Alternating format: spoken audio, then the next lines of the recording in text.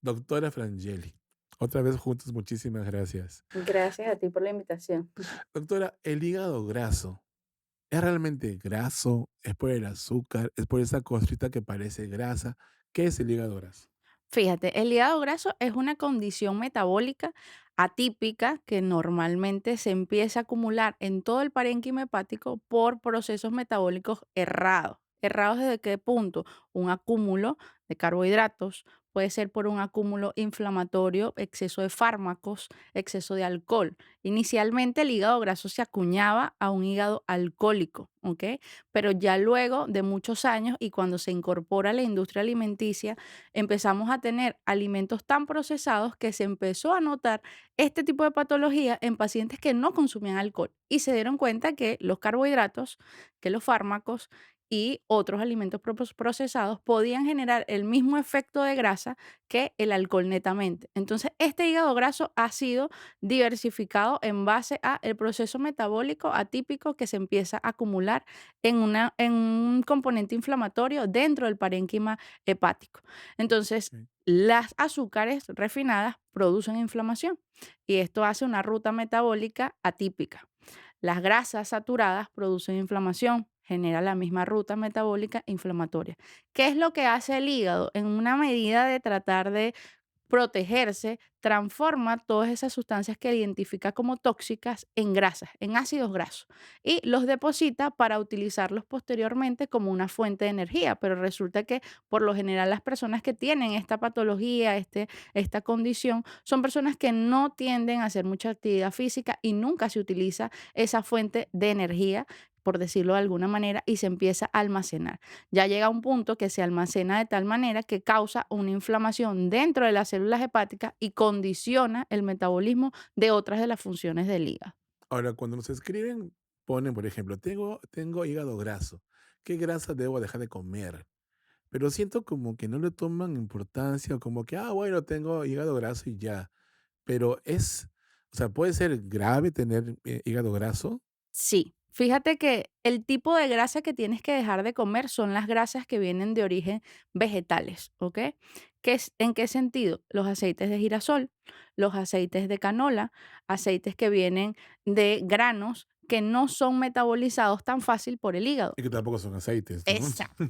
Se Claro. simplemente son como un, extra filtrado de ese azúcar o de ese jarabe de maíz que se puede obtener y se transforma químicamente a un tipo de aceite. Pero realmente los aceites que tenemos que consumir son aceites ricos, ¿ok? En oxígenos, que son aceites esenciales. ¿Cuáles van a ser estos? El aceite de coco, ¿ya? Los aceites de pescados, que entre ellos entrarían los omegas, ¿ya? Ok. Los aceites de almendras, el aceite de oliva, son aceites que nos producen ácidos grasos esenciales que se transforman a reparación de tejidos y moléculas estructurales. Todas nuestras células tienen ácidos grasos. Nosotros, la constitución celular, que es la base fundamental de todo tejido, tiene una estructura de fosfolípidos, es decir, fosfatos y grasas, que es lo que le permite dar la consistencia, la forma, estructura a la célula. Y es como que esa barrera de protección, de que lo que esté allá adentro no se salga al exterior. ¿Por qué? Porque el agua y la grasa no son solubles. Entonces, como que esa barrera de protección. Precisamente por eso es tan importante en nuestra piel, nuestras glándulas sebáceas que producen grasa. Pero tienen que ser grasas esenciales, que sean fácil de metabolizar y que no se acumulen en cetonas o un proceso inflamatorio para el cuerpo. Entonces, esos son el tipo de grasas que nosotros tenemos que consumir y estar muy claros a la hora de escogerlas y cómo es su preparación, porque también muchas veces sucede que erróneamente saturamos y oxidamos las grasas que estamos consumiendo y lo que consumimos es el proceso oxidativo de esa grasa. Ejemplo, si nosotros exponemos a altas temperaturas el aceite de oliva, lo oxidamos y no estamos consumiendo ningún tipo de Claro, porque beneficio de uno él. dice, voy a comer más sano, voy a freír con aceite de oliva. Y en realidad, Es un ya error. cuando estás friendo con eso, lo que terminas consumiendo es La cualquier oxidación. aceite oxidado donde has Ujú. frito algo. Sí. Y otra cosa es que estos aceites de origen vegetal que son tan dañinos, los aceites de girasol, ellos pasan por un proceso que se vuelven rancios y realmente tú lo que estás consumiendo es eso, ¿ya? Entonces es allí donde tu cuerpo lo identifica no como un aceite, sino como una sustancia proinflamatoria. ¿Qué hace el hígado? Bueno, yo esto no lo puedo metabolizar, voy a tratar de transformarlo por un proceso de cetosis y almacenarlo como una grasa, saturada, pero como una grasa. Ahora, digamos, por ejemplo, en este punto, yo no sé mucho de alimentación, voy al supermercado y veo 100 aceites. Ujú, Y aunque son de maíz, ¿verdad? sí, Terminan diciendo, pero tiene canola, pero tiene este ingrediente, pero es saludable, pero tiene proteína, vitaminas, porque te ponen muchas cosas. sí. ¿Puede ser posible? No, estos son simplemente añadidos que le colocan precisamente por la desnaturalización de esos granos por los cuales extrayeron el Ujú. aceite, necesitan reponer cierto componente no nutricional, pero sí bioquímico de esa molécula y tienen que hacer un añadido, que esos son los conservantes, esos son los sobreañadidos que nosotros vemos, por eso dicen tienen vitamina, enriquecido con, ¿ok? Simplemente para tratar de aportar lo que se desnaturalizó en el proceso industrial. Pero digamos que lo que le aportan no No, cubre para nada que sea un alimento no. beneficioso. Para nada. Al contrario, tu cuerpo lo va a identificar como algo totalmente ajeno y extraño.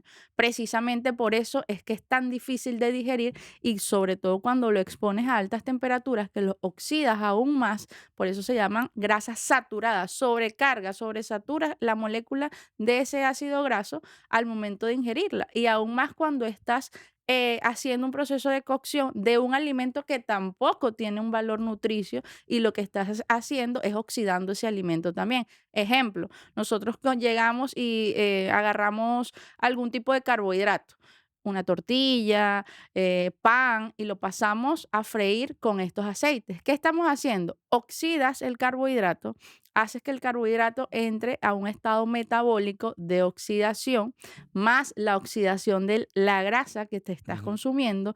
Todo esto lo que estás consumiendo son realmente radicales libres que cuando entra a tu organismo, la primera fase, que va a ser la digestión, generas una inflamación dentro de la mucosa gástrica. Luego, cuando llega al intestino, generas una inflamación porque el intestino no puede absorber eso. Y si lo absorbe, es lo que posteriormente va a ir generando algo que ya se conoce como síndrome de intestino permeable. Generas Sí. tantas laceraciones con esas grasas saturadas y esos carbohidratos refinados que empiezas a dañar esos cilios que filtran y captan de forma selectiva qué nutrientes voy a escoger. Es como que tú le estés dando a tu intestino una molécula que no es capaz de reconocer. Entonces trata de utilizar medios convencionales por medio de la fermentación láctica por las bacterias que tenemos en la flora intestinal, por medio de la hidrólisis, ¿ok? De desdoblar esa molécula para ver qué puede obtener en la mínima expresión y poder reconocerla para absorberla. Y Cuando digamos que si tengo hígado graso y me alimento así de mal, por ignorancia o por lo que sea, pues estoy pasando a una siguiente fase que sería ¿cuál? La siguiente fase del hígado graso ya sería, puede generar una fibrosis hepática, puede generar incluso también una cirrosis hepática, es por las fases de inflamación. El cuerpo no lo va a identificar, bueno, es que soy hígado graso porque estoy comiendo grasa. Él solo lo identifica porque estoy inflamado, ¿me entiendes? Pasas por un proceso de inflamación. Entonces, todo proceso de inflamación, el cuerpo va a tratar de generar un proceso de cicatrización y regeneración. Pero si constantemente la oferta supera la demanda, es decir, que no le da tiempo al cuerpo de regenerar ese tejido cuando ya tú le estás dando otra tanda de químicos o de grasas, entonces empieza a hacer un cambio físico, morfológico. Entonces, pasas de una esteatosis hepática a una fibrosis. Luego de la fibrosis a una cirrosis hepática y luego de la cirrosis a un CA de hígado. Dios mío. Pero, por ejemplo, ya yo digo, ok, tengo hígado graso, no sé nada de esto y no como grasa, pero Ya. me lleno de azúcar o me Eso, lleno, o sea, de alcohol también, o quizá tengo demasiada medicación y no sé ¿qué es lo que cuánto está rastro haciendo? pueda quedar de esto. Sí. O sea, ¿qué es todo lo que habría que eliminar? Azúcares, carbohidratos. Bueno, como dijiste tú, comer saludablemente, pero ¿qué significa eso en la práctica? Claro, fíjate, lo primero que tú tienes que hacer es determinar, primero como individuo y también con la ayuda de tu médico, cuál fue el origen inicial de ese hígado graso. ¿Fue realmente la grasa? ¿Fue realmente el consumo de carbohidratos? ¿Fue realmente el consumo de fármacos? ¿Qué es lo que está generando ese pico que desencadenó todo? Una vez que yo identifico esto y en base a las comorbilidades que tenga. Soy diabético, soy hipertenso, tengo problemas de tiroides, que también contribuye al trastorno metabólico. Empiezo por allí, a corregir esos factores predisponentes a. Luego viene el papel fundamental de la alimentación, ¿ok? Empiezo yo a darme cuenta cuáles son los alimentos más dañinos que yo consumo en exceso. Consumo muchísimas harinas. Empiezo por allí, a quitar y disminuir por completo las harinas hasta que llegue un punto que no consuma tantos carbohidratos refinados, harinas, azúcares, en este caso alimentos que vienen ricos en glucosa, jarabes de agave, jarabes de maíz, que también son un tipo de azúcar. Muchas veces hay alimentos procesados que vienen y dicen, bueno, son bajos en azúcar, porque no tienen azúcar claramente, no hay una fructosa, pero sí hay un jarabe Claro, de, reemplazos que de son estos igualmente maíz. dañinos. Exacto. Entonces tu cuerpo igual no lo identifica como una glucosa, pero sí como un tipo de carbohidrato que no puede metabolizar. Entonces por allí empieza a quitarte ese componente alimenticio que te estás excediendo y que te está generando mayor daño. Lo siguiente es controlar las patologías que son conmórbidas a esta enfermedad.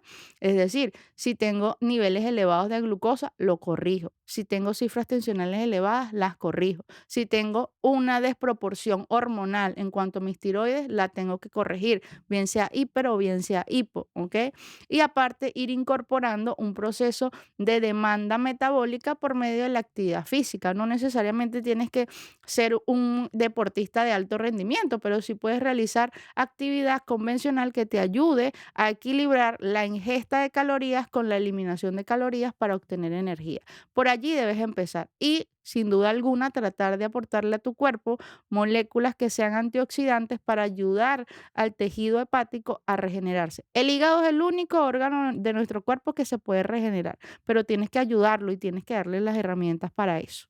Ahora, por ejemplo, mucha gente mayor que está muy medicada por la edad, o porque también puede tener esa edad diabetes, hipertensión, aunque no sé si tiene que ver con la edad realmente o con un cúmulo de mala alimentación continua a través de los años.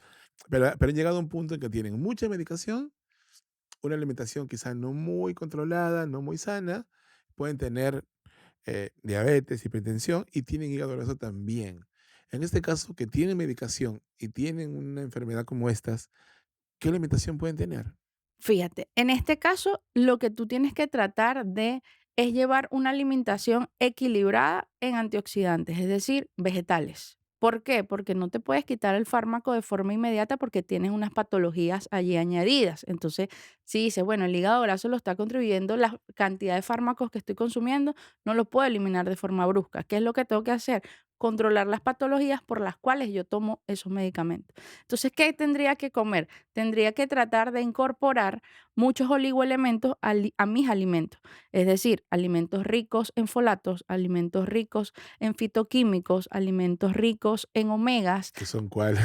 Estos, Porque también te escucho y digo, qué bacán, pero ¿cuáles sí, son? Porque voy al mercado pues y digo, vegetales ¿qué es de eso? hoja verde, acelgas, espinacas, espárragos, pues coles, ¿ok? Todos estos vegetales que son de fácil absorción y que no tienen carbohidratos, porque hay que saber que los vegetales, la mayoría tienen Sí, carbohidratos, las ujú. verduras tienen carbohidratos. Entonces tú tienes que buscar los vegetales que sean más bajos en estos carbohidratos, que precisamente son los de hoja verde, los que anteriormente te acabo de mencionar. Entonces incorporarlos con una Brócoli. los brócolis o el coliflor, ¿ya? Ahora, debo comer, porque yo, por ejemplo, he escuchado a gente que me dice, pero me tomo juguito verde todos los días para eliminar el hígado graso. Ya. Este juguito verde diario extracto, que son 2 cucharaditas, va a eliminar el hígado graso, contribuye, ayuda. Debo hacer Contribuye. un cambio más grande que ese. Sí, realmente sí contribuye porque allí estarías consumiendo fitoquímicos. Son hojas verdes y tienen antioxidantes, tienen vitamina E, tienen minerales, tienen folatos que te van a ayudar a la reparación del tejido, pero no son solo la solución, ¿ok? Necesitas a eso anexarle una alimentación balanceada. ¿Qué es lo que eso va a generar? Que el inicio de tu ciclo circadiano metabólico de- se se despierte, por decirlo de alguna manera, sin un pico de insulina. ¿Por qué? Porque le estás dando un alimento que fue el que inició el proceso digestivo distinto a una grasa saturada y distinto a un carbohidrato. Eso es perfecto porque inicia tu cadena metabólica sin un pico de No insulina. solamente es qué como, sino cuándo, ¿no? ¿Cuándo Pero comer? hablemos de eso después del corte, ¿te parece? Claro que sí. Ok, doctora, gracias. Mm.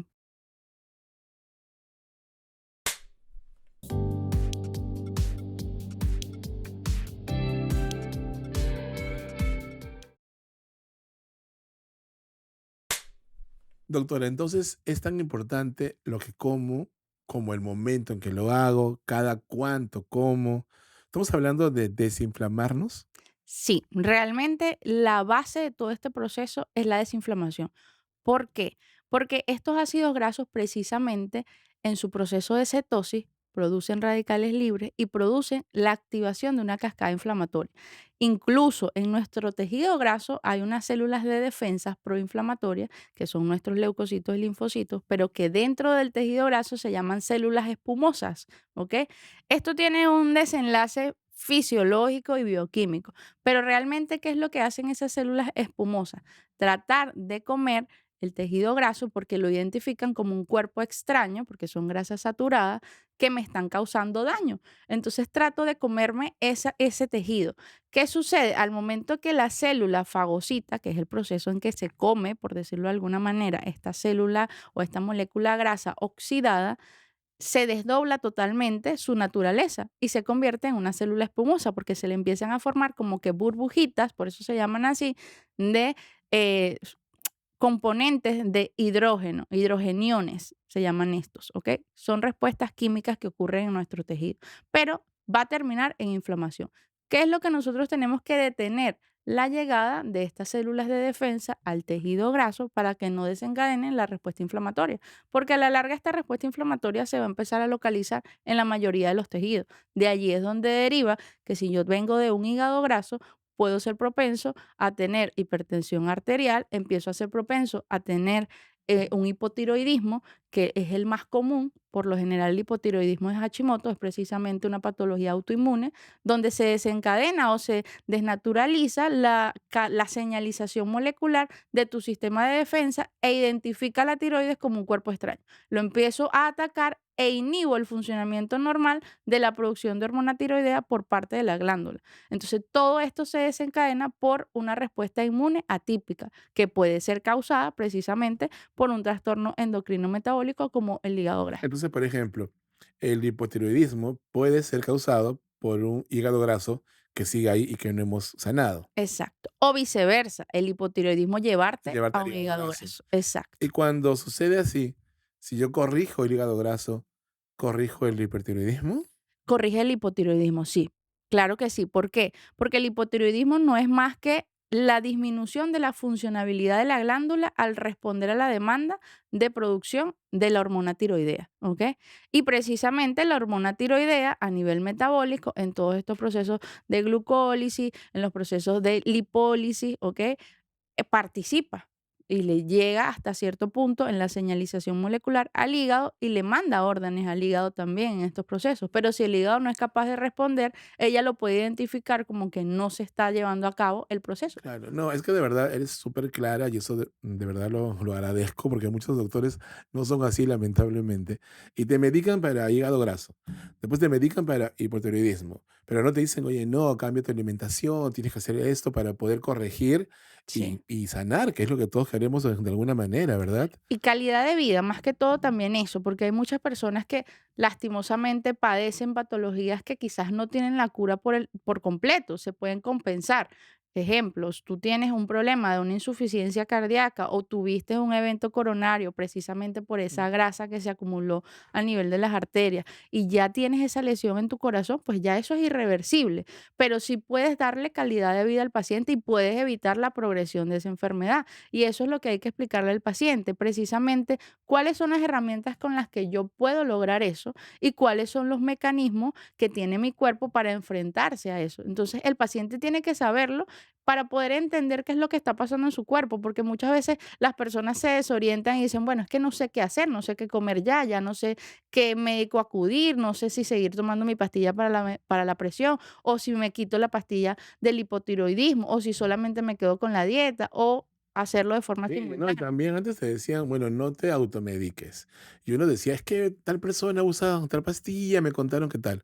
Pero ahora vas al teléfono, pones internet, buscas opciones y hay tantas, y porque Sí. estén ahí, no tienen que ser ciertas. Y la Entonces, interpretación que le das. sí, porque uno encuentra y dice, ah, ya, voy a hacer este juguito, no el otro. Ni siquiera sabes quién te lo está contando. Alguien que pasó por eso, alguien que se lo inventó, alguien que quiere tener seguidores y ya está. No Sí, tienes ni idea y en verdad es muy importante poder preguntarle a una profesional como tú qué cosa debo hacer. sí, Y sobre eso mismo, los picos de glucosa se dan cada vez que yo como algo. sí, Por lo tanto, exactamente. por ejemplo, hay doctores que te dicen, no, pero haz al día 6 comidas. Mientras más veces comas, se acelera tu metabolismo. Y te mandan a comer todo el día. No, Entonces, eso en realidad no. estoy teniendo picos de glucosa todo el tiempo, estoy inflamado todo el tiempo. Exacto. Eso fue, anteriormente en los años 90, ¿ok? Pues se pensaba de esa manera, desde el punto de vista nutricional, que mientras más comidas hicieras, activabas tu ruta metabólica y esto iba a acelerar el metabolismo. Hoy día se sabe que no es así o que quizás no es tan beneficioso para la mayoría de pacientes. ¿Por qué? Porque realmente aquí la protagonista del asunto no es la glucosa, es la insulina. Y la insulina, si bien tiene un efecto metabólico en la glucólisis que es reclutar a la molécula de glucosa, llevarla al tejido de almacenamiento, que en este caso va a ser el tejido muscular o el hígado, ¿ya? Y darle su aporte necesario al sistema nervioso central, que nuestro cerebro pues se alimenta de glucosa para obtener energía, pero también desencadena otra señalización en otros tejidos que causan precisamente inflamación y que inhiben otro funcionamiento. Incluso estos picos de insulina también inhiben la expresión de la tiroides. Por eso, pacientes que tienen resistencia a la insulina son muy propensos a tener hipotiroidismo. Entonces, si tú constantemente le estás dando a tu cuerpo niveles de glucosa que no vas a utilizar, entonces estás estimulando a que la insulina se sintetice, se segregue, lleve esa glucosa a su sitio de almacenamiento que no va a ser utilizado y el resto se queda. ¿Por qué? Porque no vas a hacer actividad física que demande que la insulina vuelva nuevamente a salir a reclutar a la glucosa. Se queda allí. Digamos que el azúcar no está mal, sino la cantidad, porque hace resistencia a, y eso desencadena Exacto. muchas cosas. Sí. Entonces, este azúcar, la que sí podemos comer, ¿cuál sería y cuánto sería para no salirnos de eso y no cometer errores? Ya, fíjate, el azúcar que deberíamos consumir son las azúcares naturales, la fructosa y la glucosa que obtenemos por medio de los alimentos. Obviamente, ya con la industrialización, pues nosotros empezamos a consumir azúcar refinada, realmente, bien sea de la caña de azúcar, bien sea de la fructuosa, ¿ok? Porque hay jarabes de fructuosa Ujú. que son endulcorantes que nos ayudan a endulzar, pero realmente deberíamos consumir lo que nos aporta las frutas y los alimentos. Allí es donde viene el azúcar que obtenemos de las verduras. La papa, la zanahoria, la betarraga, todos estos tienen componentes de Ujú. glucosa importantes que son azúcares sanas que nuestro cuerpo puede metabolizar. ¿Y qué cantidad comer? La cantidad que tú le estás demandando a tu cuerpo dependiendo de tu actividad física. Si yo no necesito mucha energía porque yo soy una persona que no tengo mucha actividad física, pues mis niveles de glucosa deben ser acorde a esa demanda. ¿Qué es lo que sucede en nuestro cuerpo? Cuando tú excedes la oferta en relación a la demanda, pues allí es donde está el problema, porque se te queda un residuo y ese residuo el cuerpo tiene que hacer algo con él. O bien lo deja circulando en la sangre, o bien lo almacena en otros tejidos que como tampoco van a hacer nada con él, lo van a transformar por medio de la cetosis o por medio de la fermentación láctica a Ujú. otra molécula. Y es allí donde empieza el papel de las azúcar que se transforman a grasas y los horarios. Si yo estoy en un ciclo circadiano de mi metabolismo en un horario donde no es muy activo, ¿qué hace el cuerpo? Yo no lo necesito. lo voy a almacenar. Por eso es tan importante saber en qué horas es donde tu metabolismo necesita más calorías porque son procesos demandantes, es decir, en la mañana y en la tarde, donde yo estoy haciendo actividad, bien sea laboral, donde mi cerebro está trabajando a nivel Ujú. cognitivo, necesito glucosa. Pero, por ejemplo, en cualquier cosa promedio, la gente toma desayuno en la mañana y Ujú, endulza lo que tomes con azúcar. A sí, veces dicen: "Ay, pero es azúcar rubia, no es azúcar blanca". No sé qué diferencia hay, tú me la puedes decir. Y su pan, sus 2 panes, sus 3 panes. Entonces, es en un realidad, error. okey, entonces, digamos que al hacer eso y de pronto no tengo mucha actividad, o sea, voy a trabajar, pero no es que corra una maratón, o gente mayor que se quede en su casa, están haciendo las labores de la casa y ya está. Está mal. Ese desayuno que además se repite como cena o como lonche, como se llame, a las 7 8 de la noche, que es, digamos, o sea, entre comidas, abres y cierras con Carbohidratos. azúcar sobre leche, café, té o lo que te toque, o un yogur con mucho azúcar Sí, y tus realmente pancitos. realmente es allí donde está el problema. Tú estás, si te das cuenta, todas las comidas que estás haciendo van a tener un efecto metabólico en qué? Picos de insulina y aparte, luego de que baja ese pico de insulina, me estoy quedando con un excedente de carbohidrato. Entonces, tú no puedes romper el ayuno con un carbohidrato. Se recomienda que la ruptura del ayuno sea con una grasa esencial, una palta, un huevo sancochado, una O tortilla, también con fibra, ¿no? Para que entre, digamos, más sí, lentito esto de o acá. con una proteína, ¿ok? Okey, okey. Tú puedes consumir Pero una puede ser proteína. un yogur griego, yogur Yogur natural. griego, ¿ok? Puedes consumir atún, pero no atún de estos enlatados, sino un filete de atún, ¿ya? Puedes hacer omelette con vegetales, ahí es donde entra el papel de la selga, las espinacas, ¿ok? Entonces, digamos que mi cuerpo está desinflamadito y ahí limpio porque hemos dormido durante 8 o 10 horas. Y lo primero que yo consumo es azúcar y un pan que es un carbohidrato. Activas El daño es cascada. mucho más fuerte, ¿verdad? Sí, activas cascada inflamatoria. Y como se supone que tu cuerpo viene desde un proceso de desintoxicación y de desinflamación, va a ser mucho más lesivo porque no está en un estado de hiperalerta. Por lo general, cuando nosotros estamos en un cuadro de inflamación, pues hasta cierto punto el cuerpo genera como esos mecanismos de adaptación y Claro. es un poco más solapada la respuesta inflamatoria. Pero si tú vienes de un proceso donde estás totalmente desinflamado, pues ante mínimo eh, acto lesivo a nivel de inflamación desde el punto de vista de señalización molecular, pues va a ser la respuesta inflamatoria Es exagerada. que son realmente cosas que nadie nos dice. Hay Sí. una costumbre de alimentarnos de una forma y no, o sea, no hay dónde. Bueno, Donde en este programa sí. sí, Aquí aprendemos cómo comer sanamente y sí, también gracias a ti.